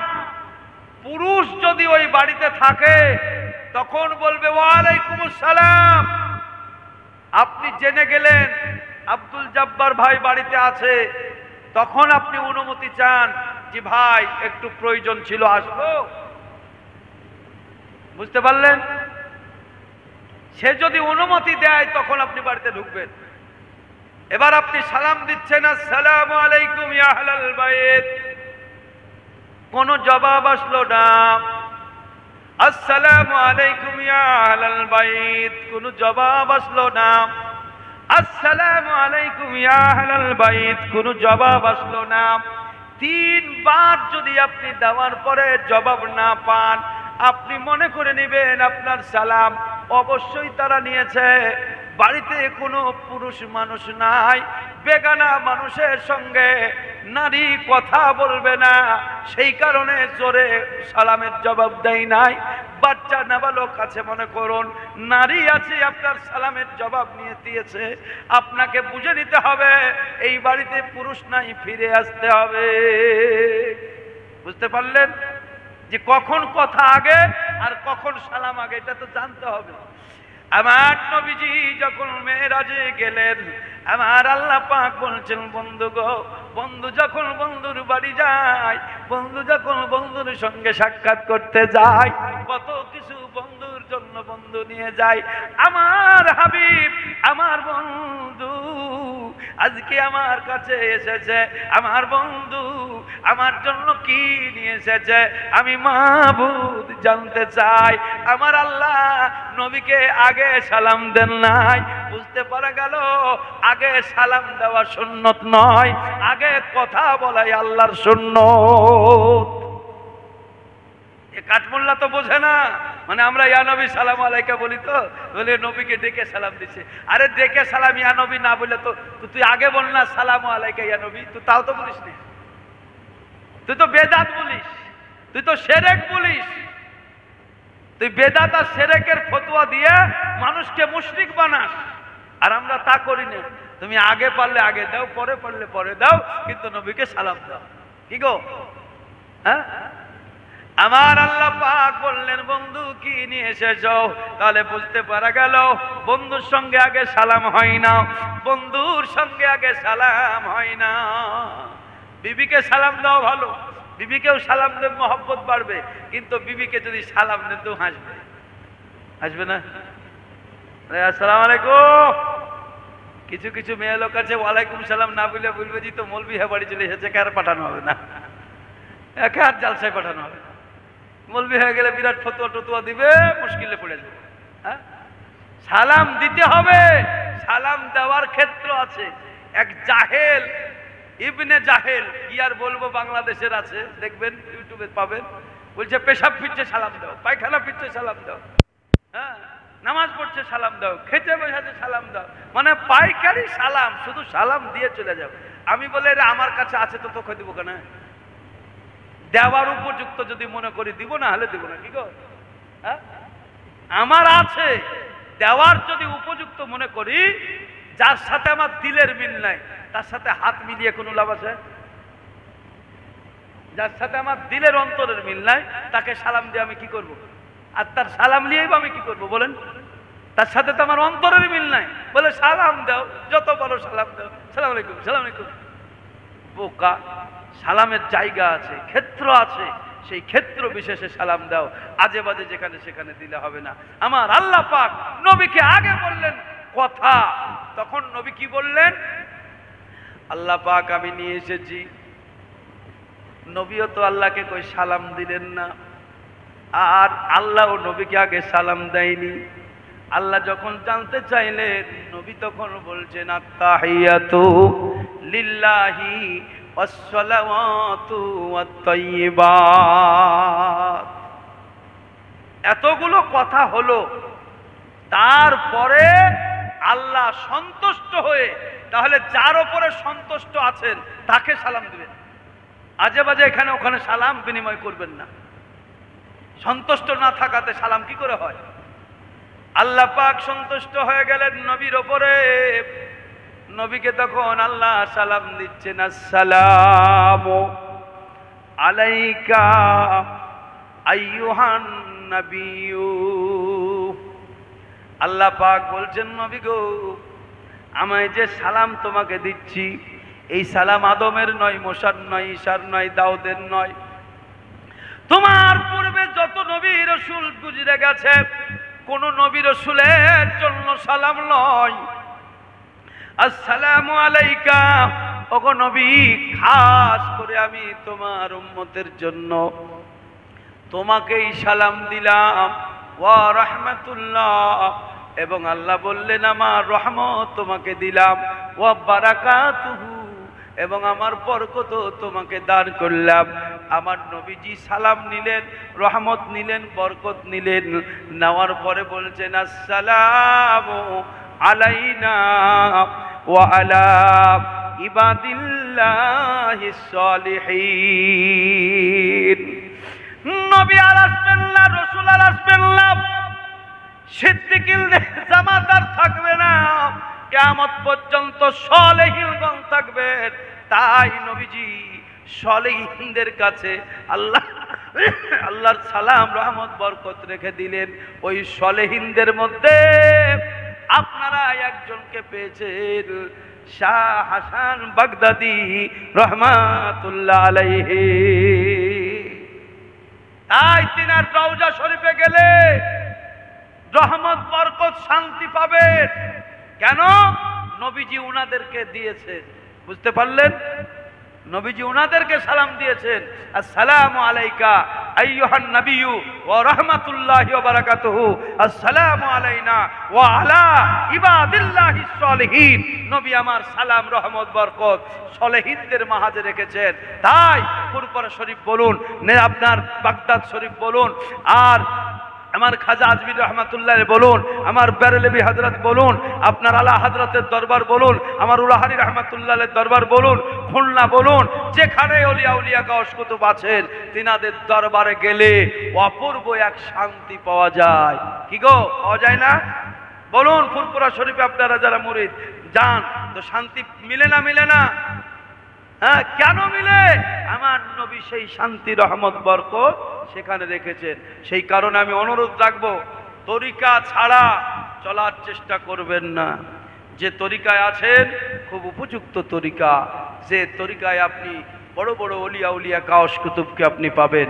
আপনার সেজদা শরীফ পড়বেন, দেখবেন সেজদা শরীফে আপনার কত বড় বড় ওলিয়া উলিয়া গাউস কুতুব তিনাদের সঙ্গে আপনার হাসর হবে। তরিকা মোতাবিক চললে আমার বড় পীর আব্দুল কাদের জিলানির সাথে হাসর হবে, খাজা বাবা রহমাতুল্লাহর সাথে হাসর হবে, নিজামুদ্দিন আউলিয়ার সাথে হাসর হবে, দাতা বাবা রহমাতুল্লাহর সাথে হবে। আর কে তরিকাতে থাকলে এখন আপনি কোথায় যাবেন তা আমি বলতে পারবো না। তার কারণ লাগাম ছাড়া ঘোড়া, যার ওয়ারিশ নাই, যার কোনো মালিক নাই, সে কার ঘাস কার ধান খাবে? ঠিক আছে গো? হ্যাঁ, এক গরু মনে করুন জঙ্গলে চড়ছিল, এমন সময় এক বাঘ গরুটাকে তাড়া করেছে। গরু দৌড়াতে দৌড়াতে সম্মুখে এদিক ওদিক না পেয়ে খালে পড়ে গেছে, খালে আপনার কাদায় পড়ে আছে। বাঘ গরুকে ধরবো মনে করে ও আপনার ঝাঁপ মেরেছে, তো 10 হাত দূরে বাঘ পড়ে আছে আর 10 হাত দূরে গরু পড়ে আছে। কেউ কাউকে আর ধরতে পারে না। এখন আপন আপন জান বাঁচাবার জন্য দুইজনাই চেষ্টা করছে। তো বাঘটা তখন গরুকে বলছে, হায় রে, তুইও মরবি আমিও মরবো, লাভ কিছু হলো? ভেবেছিলাম তোকে ওপরে ধরে খাবো, কিন্তু এমন জায়গায় পড়লি যে তোকে তো খেতেও পারবো না, আমারও জীবন গেল। তো গরু তখন বলছে, শোন, জীবন আমার যাবে না, যাবে তো। জীবন আমার যাবে না, জীবন যাবে তোর কাদাতে। বলে কেন? বলে তোর তো কোনো মালিক নাই, আছে? তুই তো রাজা, জঙ্গলের তুই শের, তোর উপর দিয়ে কথা বলার কেউ নাই, তুই কারো অধীনে চলিস না, তুই নিজের লাগাম নিজেই টানিস, তোর লাগাম কারো হাতে নাই। আর আমার লাগাম আমার মনি বাবার মালিকের হাতে আছে। আমাকে যখন জায়গায় পাবে না, আমার মালিক খুঁজতে খুঁজতে এসে দেখবে যে খাদে পড়ে, আর তোকে যখন পাবে তো তোকে আগে ষাট করবে। ষাট বুঝেন? তোকে আগে মারবে, তারপরে আমাকে বাঁচাবে। তো তুই দেখ কিছুক্ষণ পরে তোর কি হাল হয়েছে। তো হ্যাঁ, মালিক খুঁজতে খুঁজতে দেখছে যে সে খাদে পড়ে আছে। আরে এই তো বাঘে তাড়া করেছে, ধর ওকে বেটাকে আগে দে মার। বাঘ মরে পড়ে থাকলো, গাইকে উঠিয়ে নিয়ে চলে গেল। বন্ধুরে আমার, যারা তরিকা মোতাবিক জীবন ধারণ করেছ, তোমার জন্য সুপারিশকারী হিসাবে ওলিয়া উলিয়া কাউস কুতুব আছেন। আর যারা তরিকা মোতাবিক জীবন নাই, ওই বাঘের মতো হনুর মতো একা একাই নিজে নিজে লাফিয়ে বেড়াবে, তাদের অবস্থা বাঘের মতো হবে। আরে শাফাতের কান্ডারি আমার রাসূলুল্লাহ, জোরে বলুন সুবহানাল্লাহ। শাফাত, নারায়ে তাকবীর, আল্লাহু আকবার। আওলাদে মুজাদ্দিদু জামা জিন্দাবাদ, আওলাদে মুজাদ্দিদু জামা, নারায়ে তাকবীর। একটু ভাই উঠে আসুন। ভাই সকলে একটু সামনের দিকে সরে আসেন, সকলে উঠে সামনের দিকে একটু সরে আসেন। একটু সকলে উঠে আসুন। হুজুরের আগমন, একটু সম্মুখে সম্মুখে সকলে চলে আসুন। হ্যাঁ, মান সম্মান ইজ্জত সবাই বজায় রেখে সকলে আপনারা সম্মুখের দিকে আসুন। ইয়া নবী সালাম আলাইকা, ইয়া রাসূল সালাম আলাইকা।